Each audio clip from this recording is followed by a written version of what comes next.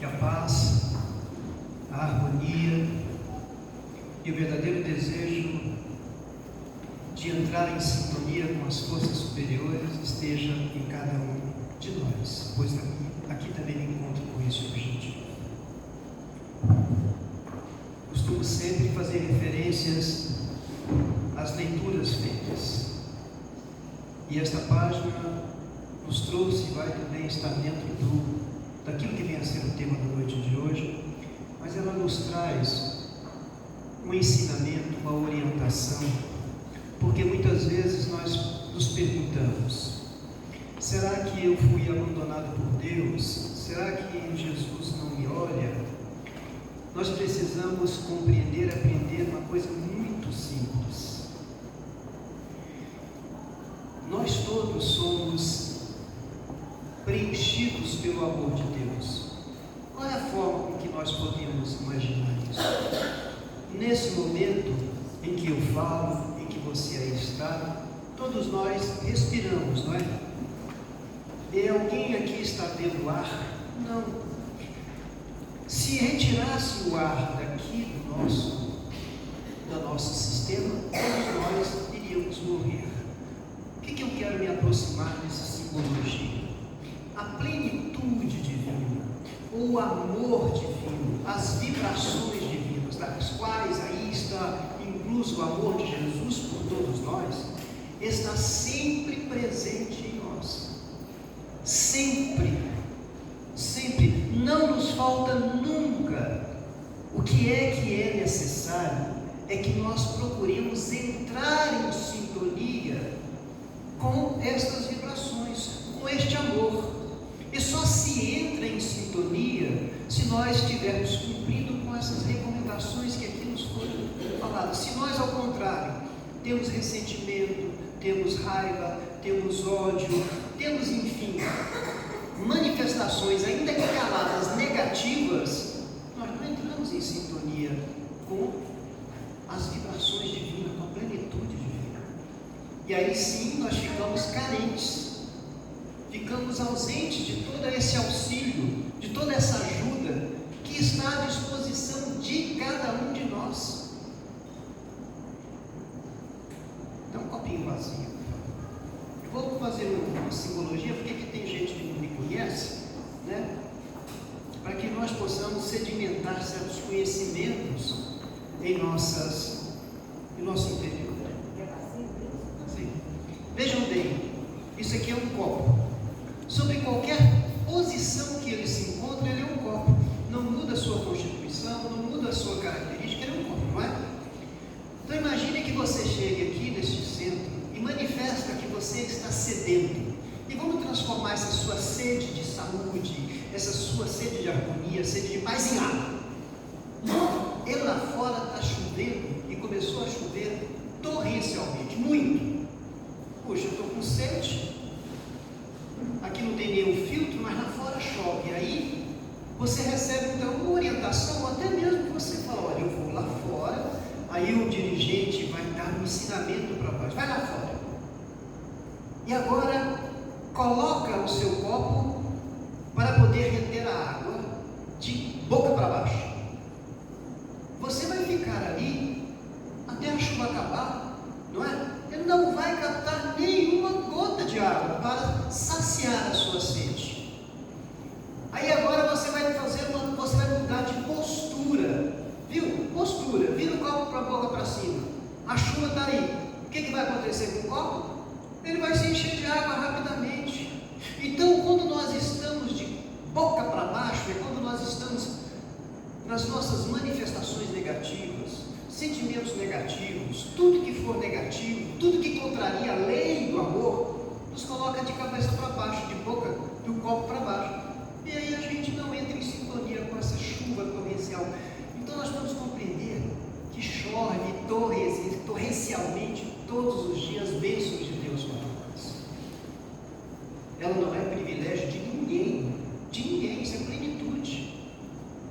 Por isso que muitas vezes a gente, ao se fechar, ao colocar uma postura contrária a isso, a gente começa a se afastar, e o final disso o que é? Normalmente é o sofrimento. mas não é o final, é o princípio. O sofrimento é um princípio, como nós vamos ver no estudo da própria lei, da própria condição da Páscoa. Vamos falar do assunto, porque o assunto, eu teria um pouquinho comprido, né? Porque apesar da Páscoa, no seu conceito de tempo, né? Uma semana, né? Do momento em que nós vamos iniciar até agora, a gente tem que voltar um pouquinho atrás. Para os espíritas que aqui estão, e para aqueles que ainda não conhecem algumas coisas da doutrina espírita, não se importam. Porque a Páscoa, no sentido daquilo que nós estamos vendo dos judeus, aonde que ela se inicia? Ela inicia-se 1400 anos antes de Cristo, quando os judeus estavam e eram escravos lá no Egito. Tiveram 400 anos de escravidão. Que povo sofrido! E depois nós vamos falar por que esse povo sofria. Aí então,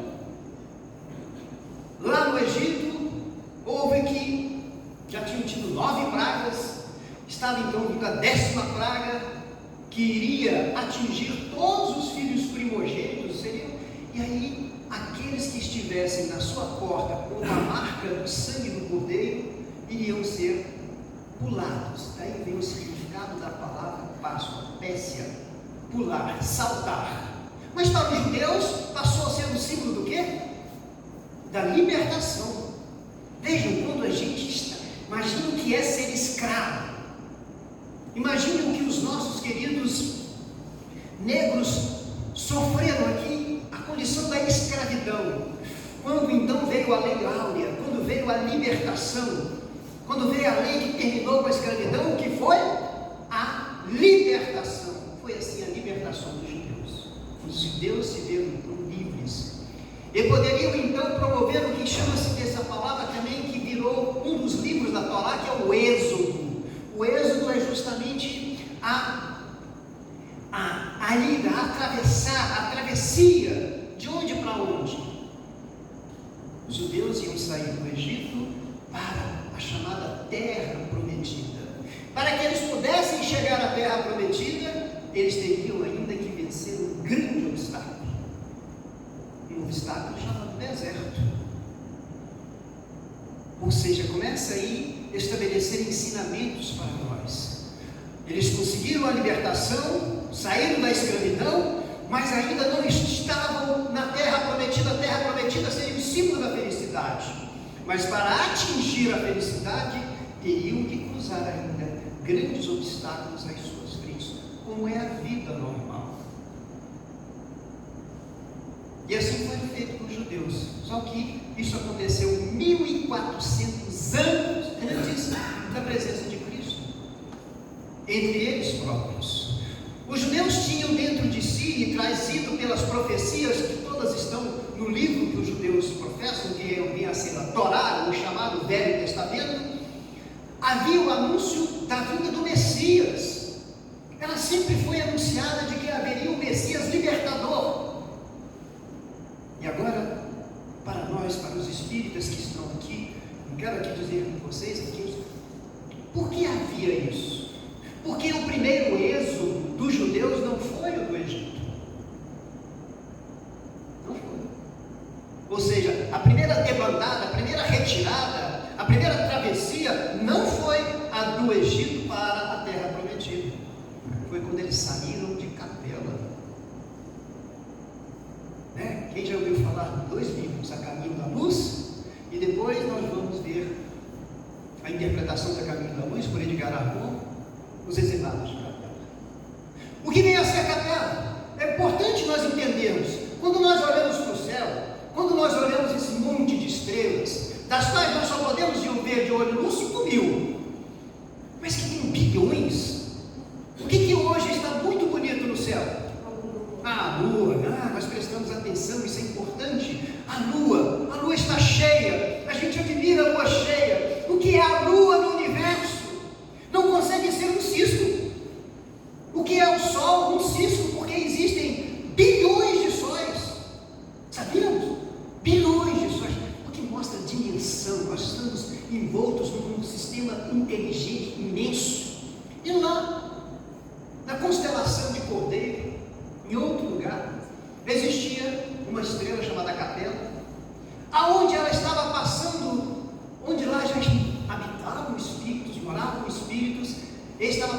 um processo chamado de transição, da mesma forma que nós estamos passando aqui. Chegou um ponto em certo lugar que falou: olha, nós vamos ter que ter uma separação, porque não haverá mais possibilidade da convivência de espíritos maus, de espíritos orgulhosos, de espíritos que não se redimem, que não se educam. Aqui não tem mais condições deles ficarem, porque aqui nós estamos entrando num curso mais elevado da escola da vida. E Jesus, numa grande assembleia, anunciou para aqueles que iriam ser obrigados a sair de lá, de que Jesus estaria junto a eles, para o lugar que eles fossem para a terra. Onde naquela época existiam duas grandes raças, a negra e a asiática, a amarela, assim chamado. E 4 grandes povos vindo de Capela vieram para a terra. Por isso nós encontramos as manifestações das pirâmides, as manifestações inteligentes que são incompreendidas para aquela época. E os judeus eram um dos grupos que eram caracterizados pelo seu orgulho, pela vaidade. Então vem à terra para poder, através do burilamento, do sofrimento, mas também proporcionar a evolução para outros espíritos, para daqui então a pouco voltarem para a sua terra, voltarem para o seu mundo. Por isso a gente chama o primeiro êxodo, é o êxodo de Capela. Os judeus vieram, e assim porque eram escravos, porque este era o processo de educação pelos quais eles e nós tínhamos que passar. Mas os judeus ainda resistiam. Depois de passar por este êxodo, e nós vamos chegar quando Jesus chega, e havia a expectativa de Jesus, ele era anunciado, Messias, foi anunciado por diversos profetas. Mas qual era a expectativa dos judeus em relação a essa figura, esse Messias? De que ele seria um general, de que ele seria um cara de um poder, de uma liderança, de que quando ele chegasse, ele iria fazer dos judeus o povo mais feliz do mundo, mais livre, dominador de todos. E assim chega-se o dia. E eu vou voltar um pouquinho atrás. Por que eu resolvi falar sobre a Páscoa? Sem ser nesse domingo, no outro domingo, eu passeava no meu condomínio e passei em frente ao centro ecumênico que lá está, na igrejinha, vamos lá pensar, e lá tinha um cartaz. E no cartaz estava o convite para quê? Para a missa do outro domingo, que foi o domingo passado. Domingo passado foi o quê? A missa do quê? Todos nós sabemos, a missa de Ramos, né? A missa de Ramos, que o Papa saiu daquela de sua dificuldade, vencendo todas as suas dificuldades, pegou o Papa lá, o Papa móvel, esse Papa é Francisco, né? Por isso que eu falei, esse Papa é Francisco. Aí eu falei, nossa, domingo de Ramos. E aí fui fazer uma visita, contrariamente a isso, passei do sagrado para o profano, fui fazer uma visita a um supermercado. Quando eu cheguei lá, o supermercado está lotado de quê? Ovos de Páscoa. Olha, domingo de Ramos, ovos de Páscoa. Está chegando alguma coisa, está anunciando. E para poder terminar, toda sexta-feira eu vou à creche, e quando eu chego na creche, os meninos me chamam de vovô Fernando, né? E aí eles parece chegando na galinha que está chegando, e o que eles queriam? Vovô, só trouxe ovo? Vovô, só trouxe ovo? Não era a época ainda, não era o momento de entregar, mas eles já estavam vivenciando esse simbolismo da Páscoa. Ovo para o catolicismo, domingo de Ramos. O que é o domingo de Ramos? Vamos aí. Os judeus naquele dia, ao ser Jesus já tinha 3 anos que estava realizando todas as suas peregrinações, curando cegos, curando paralíticos, enfim, fazendo todos os seus feitos, mas curando principalmente porque Jesus, prestem-nos atenção, aqueles que vêm em busca muitas vezes da cura física. Jesus nunca nos iludiu, ele diz, olha, eu vim aqui não foi para curar corpos, eu vim foi para curar almas, porque todo e qualquer sofrimento que carregamos hoje, ele foi oriundo de um defeito, entre aspas, da alma, da personalidade, do comportamento. Lá estava Jesus então, e nós vamos mas que é tão importante. Os judeus os esperavam em festa, em expectativa, e faziam as suas projeções. Nossa, como é que ele vai entrar? Talvez num cavalo, de raça, todo coberto de ouro, com todo o seu poderio, que viria atrás dele, como se ele fosse agora dizer para os dominadores romanos: agora chegou o nosso dominador, o nosso rei. E Jesus entra como?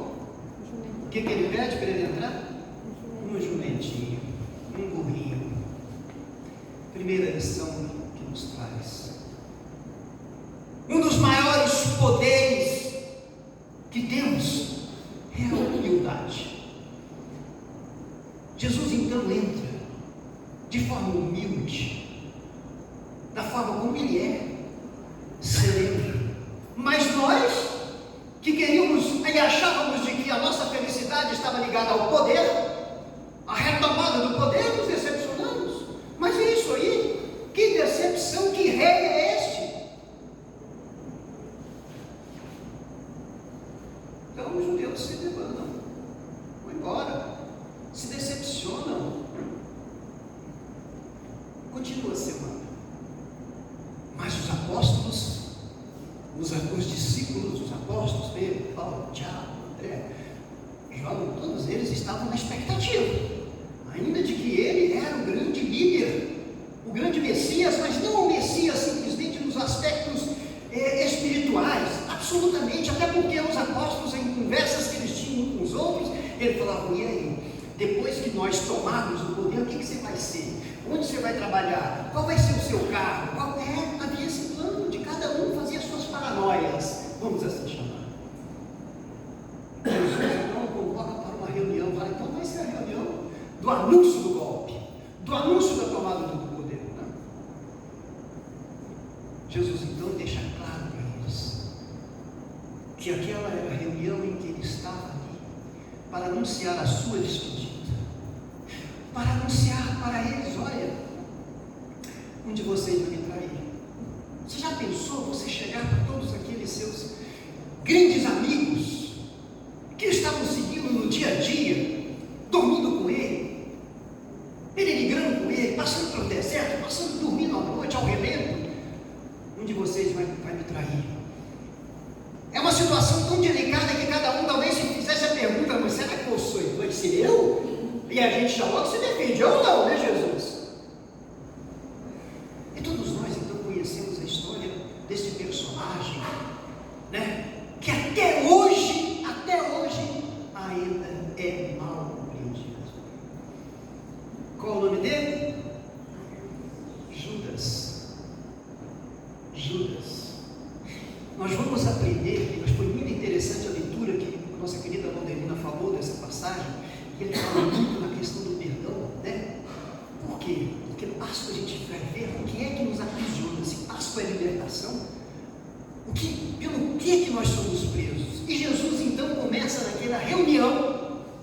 Essa reunião é chamada a reunião da última ceia, a última refeição, retratada por Leonardo da Vinci, né? Certo, no seu quadro, que é reproduzido em todos os cantos do mundo e em todas as casas. Eu me lembro direitinho, eu estou vendo aqui, eu ia para Itaberaí, lá estava o quadro de Leonardo da Vinci, lá estava o quadro, enfim, do simbolismo do catolicismo. E Jesus começa então a nos ensinar. Mas primeiro, quando ele é questionado, e Jesus anuncia de que ele vai partir, e que ele vai partir com sofrimento, e eles falam: mas Jesus, como pode? Você só fez o bem, você é o Filho de Deus, o enviado de Deus, você vai sofrer? Porque sofrer naquela época, partindo do sofrimento, era sinônimo de abandono de Deus. Aquelas pessoas que tinham todas as mazelas, lepra, que tinham aleijões e tudo, eles não entravam nem nas estatísticas, eles eram os indesíveis, os desertados de Deus. E Jesus anuncia: não, eu e todos vocês terão que seguir os desígnios de Deus, os planos que já foram traçados. E Jesus então agora na última ceia vai nos dar um grande ensinamento que começa sobre: se hoje nós saímos daqui com essa Páscoa eu já estarei feliz. Jesus tem a figura do reparte o pão e o vinho, né? Jesus então pega o primeiro pedaço de pão. Para quem ele dá o primeiro pedaço de pão? A gente não sabe. Judas. Ele se dirige a Judas e dá então por quê? O primeiro pedaço de pão, em qualquer circunstância, até quando a gente faz aniversário em casa, a gente faz o bolo, o primeiro pedaço de bolo para quem é? Para a pessoa que a gente mais admira, para a vovó, para o vovô, para a mamãe. Às vezes não os nossos netos, às vezes identificam outros queridos, mas a gente não pode ficar dessuscetibilizado. Os outros apóstolos então, ao verem, ele deu para Judas. E ao dar o pedaço para Judas, ele falou para Judas esta frase, que prestemos atenção. Judas, o que você fizer, como você agir, onde você estiver, eu sempre lhe amarei. Eu sempre lhe amarei, Judas. Judas já sabia que era ele o traidor. Judas já tinha feito, porque ele na realidade, Judas achou que Jesus nunca seria preso. E se fosse preso, ele com seu poder, ele se libertaria, ele sairia. E era o complô de Judas, era de que eles pudessem, e ele também, junto com alguns doutores da lei, alguns propostos romanos, que eles pudessem tomar o poder, depois eles colocavam Jesus lá. Mas esse não era o propósito, porque Jesus disse, inclusive quando esteve frente a Pilatos, e Pilatos, vai ser rei!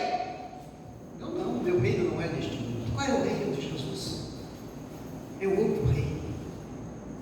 E assim Jesus continua na última ceia. A última ceia também, ela tem um fato marcante de ensinamento de Jesus, que é também conhecido por muitos como a cena do lava-pés. Então vamos entender o lava-pés, o ensinamento de Jesus para os seus apóstolos, porque era quase que uma pós-graduação, né? Eram os últimos momentos, ele tinha que agora concentrar todo o seu ensinamento, não tinha mais outras possibilidades. Tinham passado 3 anos com ele, mas 3 anos são muito rápido, muitas viagens, muitos lugares, e Jesus, ainda que ele tenha trazido e dado toda a plataforma do seu evangelho, mas isso não era tão fácil de ser impregnado naqueles espíritos ainda, que estavam no seu processo muito bruto. E Jesus então retira a sua túnica, cinge-se com a toalha, os apóstolos estão ali e pegam uma vasilha de água, uma vasilha d'água, ajoelha-se aos pés de seus discípulos para lavar os seus pés. Eu fico perguntando, por que não foi para lavar a mão? Lavar o joelho, porque o pé, imagina o pé daquela época. Não tinha asfalto, não tinha, higiene. Então o pé não tinha sapato, tinha uma sandália. Eu fico imaginando a sujidade, mas é isso que ele queria impactar. Dizer que nós temos que ir lá embaixo, nós temos que ali estar para servir. E quem é que tem que receber o serviço? Ele veio para servir aqueles que eram os carentes, os necessitados. Não é o necessitado de pobreza material, são os necessitados de uma condição espiritual, de evolução. E Jesus então vai lavar os pés. Quando ele chega no pé de Pedro, Pedro dá um pulo. Aqui você não encosta. Lavar o meu pé? Porque Pedro era um pouco, misturava o orgulho com a rigidez. Pedro era muito duro com as pessoas, foi duro com Maria de Magdala, foi duro com todo mundo que procurava, ele apontava os dedos. Pedro ainda não tinha introjetado dentro dele o ensinamento do não julgueis. E quando então Pedro assim reage, Jesus é severo com ele, duro com ele. Pedro, se não me permitir lavar os seus pés, não serve para me seguir. Por quê? Porque ele não tinha aprendido a grande lição da humildade, a grande lição de que você quer ser grande no reino dos céus,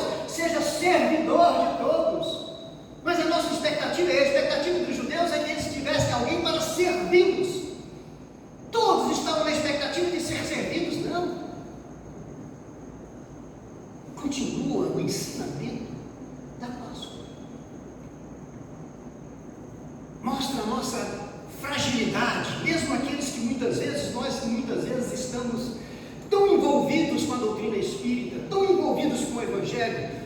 Assim eram os seus apóstolos, os seus discípulos, e tinha um que era o seu grande líder, o seu grande cara duro, né? Quem era ele? Pedro. Jesus então acaba aquilo ali. Dois de seus apóstolos, discípulos, saem com ele e vão para o Monte Oliveira, onde ele vai orar. Acho que ele estava fazendo o seu preparo. Ele já estava entrando na sua condição de mundo espiritual. Pede para os seus dois companheiros não dormirem, mesmo dizer que durmam, adormeçam, mas não interessa essa parte da nossa fragilidade. E lá no Monte dos Oliveiras, quem aparece? Judas. Agora com os soldados, Judas então, ao Jesus ver, se dirige a ele e agora ele chama de amigo. Amigo, aqui viestes.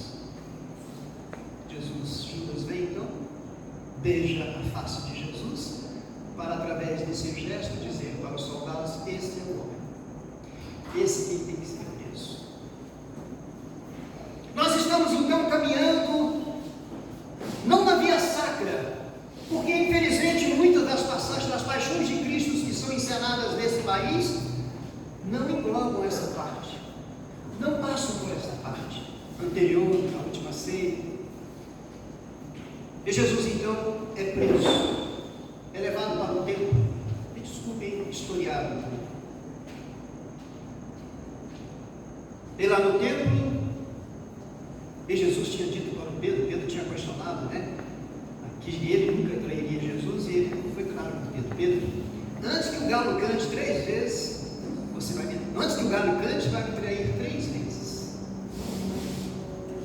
E Pedro, depois da morte de Jesus, estava no templo, estava no ambiente, e aqueles que o conheciam ou que o tinham visto por Jesus: você é um seguidor de Jesus. Eu não. 3 vezes ele assim negou Jesus. Mas não foi só Pedro, fomos todos nós. Porque depois Jesus é então preso, depois que tem a sua audiência com Pilatos, em que Pilatos não vê nem razão para condenar, não era o rei de Pilatos. Pilatos o coloca sobre uma situação: vem cá, povo, nós, qual que vocês preferem? Porque ele tinha o poder de escolher um para ser libertado, a este ou a este, e nós preferimos Jesus. E foi Barrabás que foi solto, um salteador. Em termos de nível espiritual, diferenças imensas. Jesus é preso. Começa então a grande trilha de sofrimento físico de Jesus, coroado com os espinhos que cercavam as muralhas daquela cidade, espinhos todos eles infectados pelos dejetos que ali eram jogados, que promoveriam um tétano quase que imediato. Jesus então é agora levado para conduzir o seu martírio, conduzir a sua cruz. Quanto pesava a cruz de Jesus? 70 quilos, estima-se. Jesus devia ter no máximo esse peso. Jesus arrasta pela cruz. E a turba, nós lá estávamos. Ele não é nada, ele não é o nosso Messias. Que seja crucificado, que seja torturado. E sofre todas as maneiras de tortura, de açoites, de chicotes. Sua mãe. Não vamos aqui falar de Maria relacionada a Jesus, Maria mãe. Eu sempre digo isso porque deve ser a coisa mais difícil, é ver uma mãe, ver um filho ser torturado. E ela que naquele momento sempre lembrava de todas as passagens do seu filho como criança, desde que foi visitada, de que foi anunciada, de que conviveu com ele, daquela doçura, daquela candura, daquele homem que amava todo mundo, agora sendo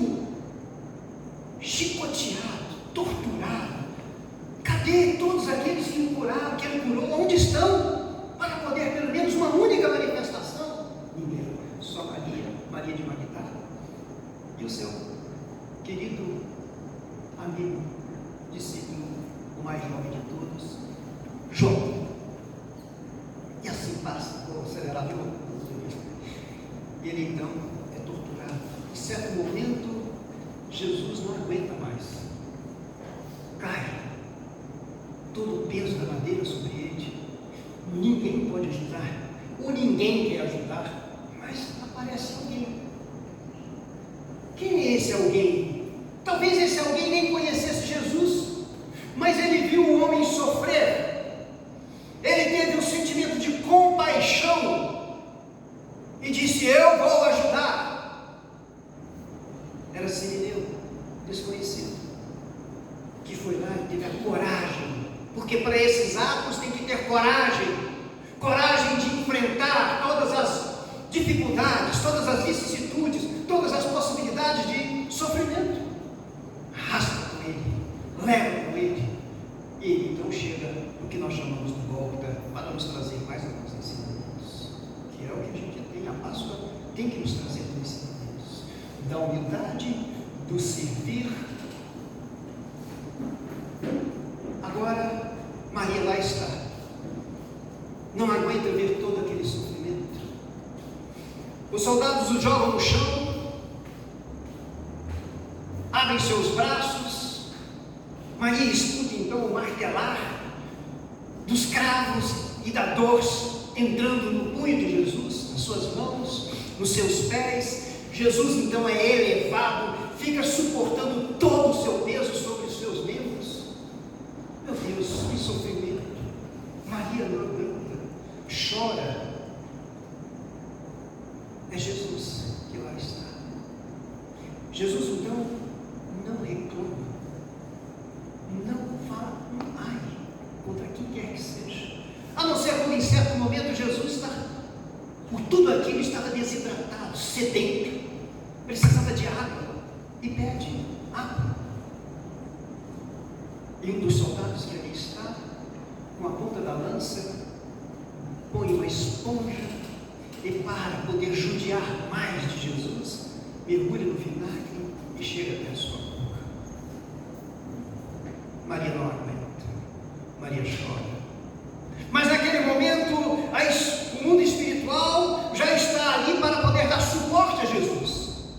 E uma legião de anjos, de espíritos ali chega, e um deles chega e se ajoelha aos pés de Jesus. E aí vem mais um ensinamento.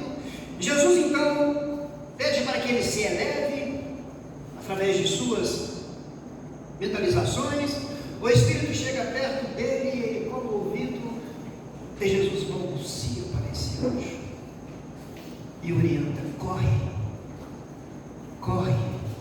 vai acudir Judas, porque ele está prestes a se suicidar.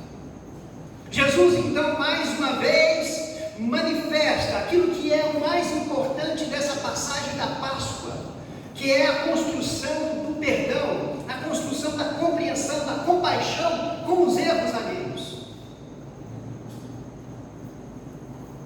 O anjo vai. Jesus, após mais um sofrimento, ele, quando já está quase chegando ao fim, quando recebe a última estocada para poder levá-lo à morte definitiva, ele sofre, dói, vê todas aquelas pessoas ali, não vê ninguém que ele reconheça, pois até mesmo os que ali estavam, Tomé estava lá, estava disfarçado. E Tomé então escuta, quando Jesus então olha com seu olhar terno, carinhoso, amoroso, para quem? Para um dos ladrões que ali está. Porque ele sentiu o que eles queriam, ele queria falar algo para Jesus. Nós que o abandonamos, agora recebemos o reconhecimento. Ele recebe o reconhecimento de quem? De um ladrão, de um malfeitor. Quando ele chega e diz: Senhor, quando entrares no teu reino, você lembra de mim? Você lembra de mim? Ele reconhece em Jesus, porque ninguém tem reino sem ser rei. Ele reconhece então Jesus como o seu líder espiritual. Passa isso, Jesus agora nos últimos momentos, de sofrimento, ele vai, olha para o alto, as suas últimas forças e diz: Pai, perdoa-lhes, porque eles não sabem o que fazem. E eu gostaria de abrir um parênteses nessa compreensão, nesse racional, porque Jesus chega: Pai, perdoa-lhes, eles não sabem o que fazem. E quando ele falou eles, ele não falou para os outros, para os seus irmãos. Jesus nos reconhecia como irmãos, como a família dele. Mas só que ele sabia de que nós ainda não tínhamos a condição evolutiva natural.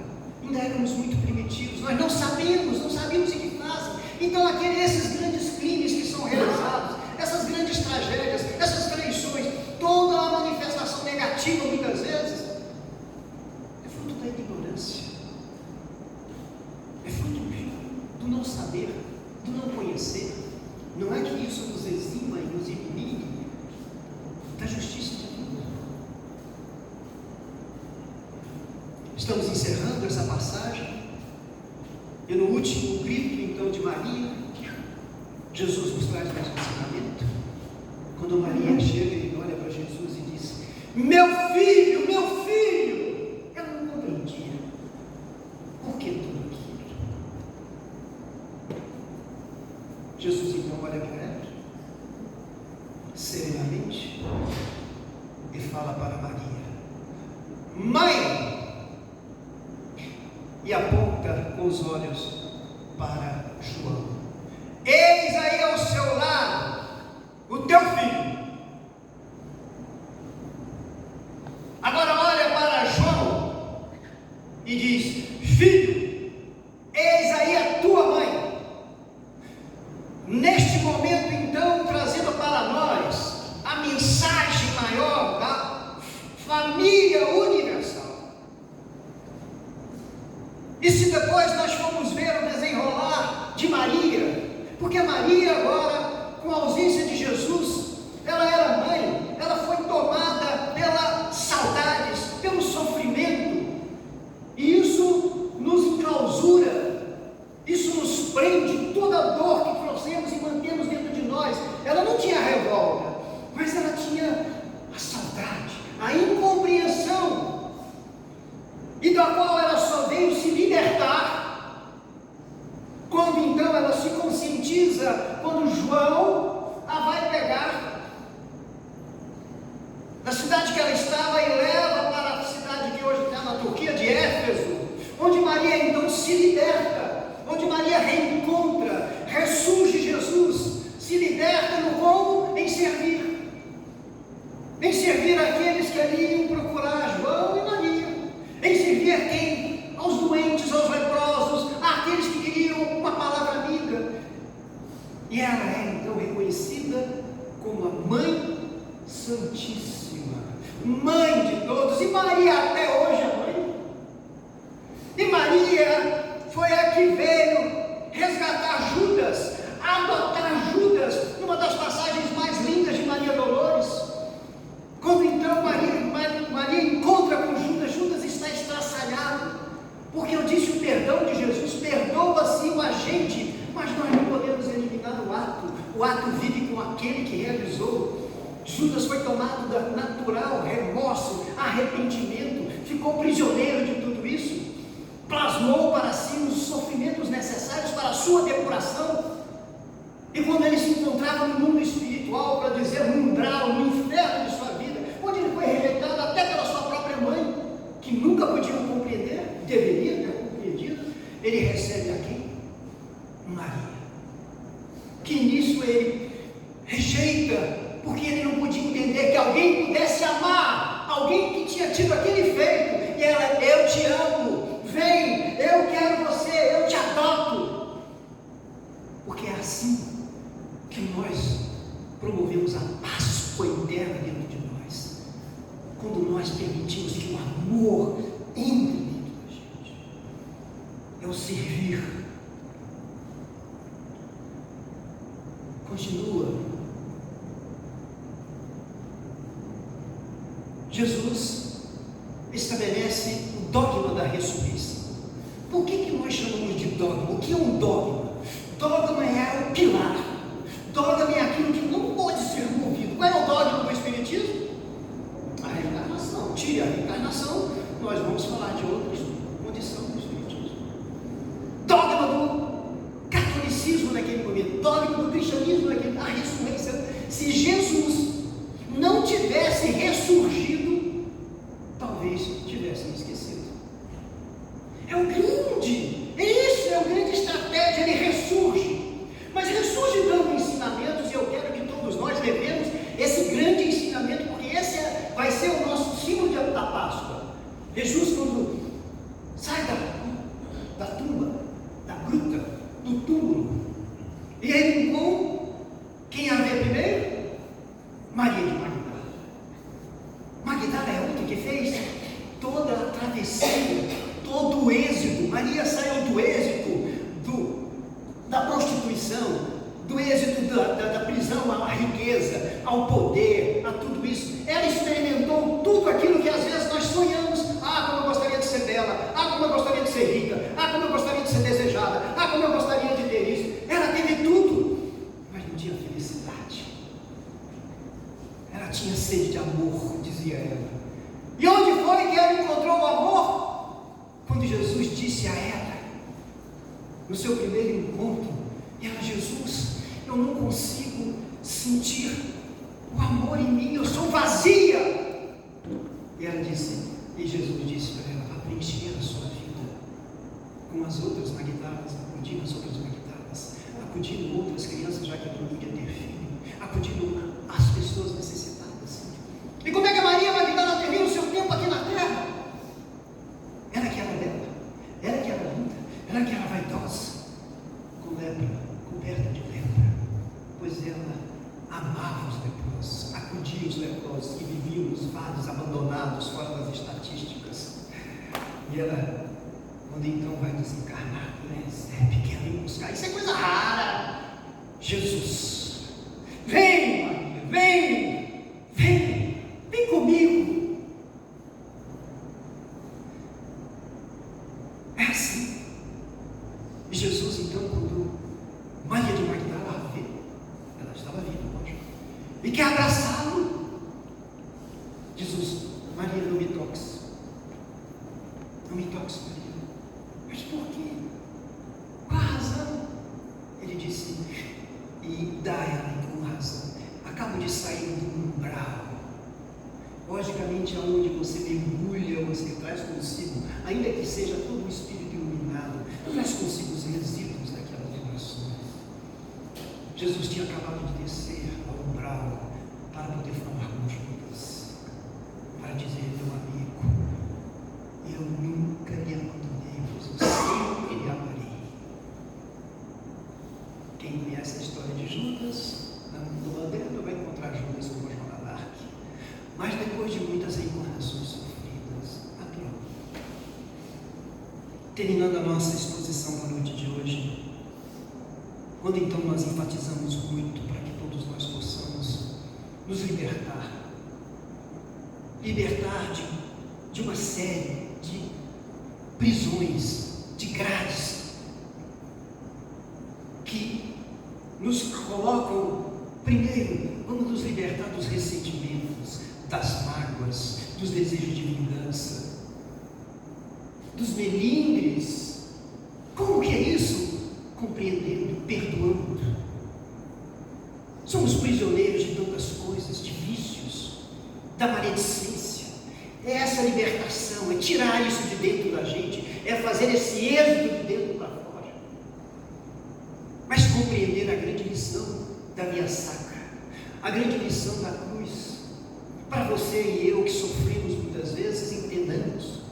Jesus nos deu esse ensinamento antes, lá no Bem-aventurados que sabem sofrer, mas demonstra no todo o seu sofrimento, no sofrimento absolutamente tolerado e tal. Mas para nos anunciar o seguinte: os sofrimentos, as cruzes, conforme de Jesus disse: quem quiser me seguir, segure a sua cruz, leve a sua cruz e siga-me, porque os sofrimentos são os pronúncios da libertação.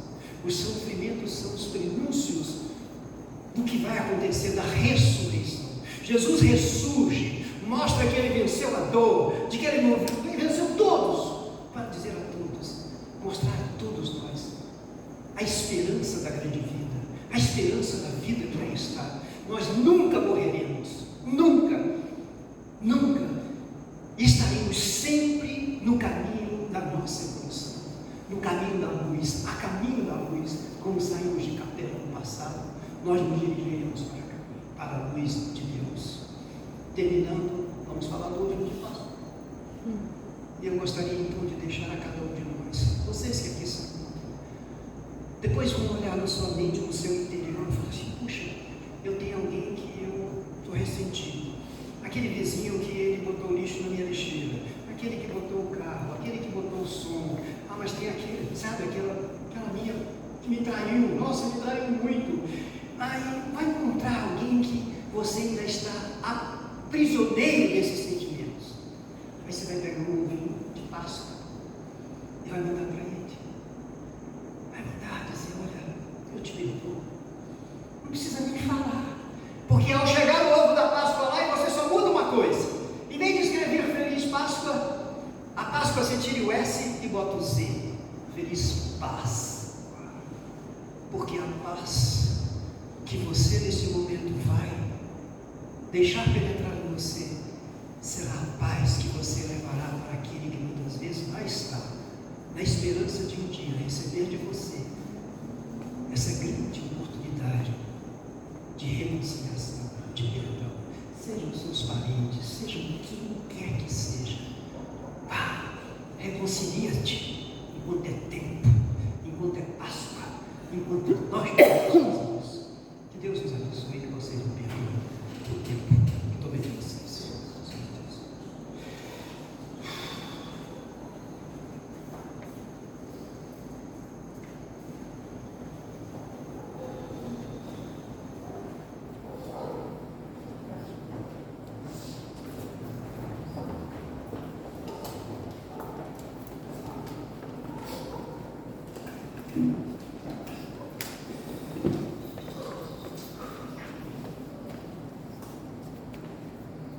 Coração cheio de paz, nós agradecemos ao nosso companheiro, amigo aqui de tantos anos, que veio nos brindar com essas palavras, ressurgindo à nossa mente toda essa trajetória, com tanta riqueza de cenário, nos trazendo a oportunidade de vivenciar outra vez esses momentos de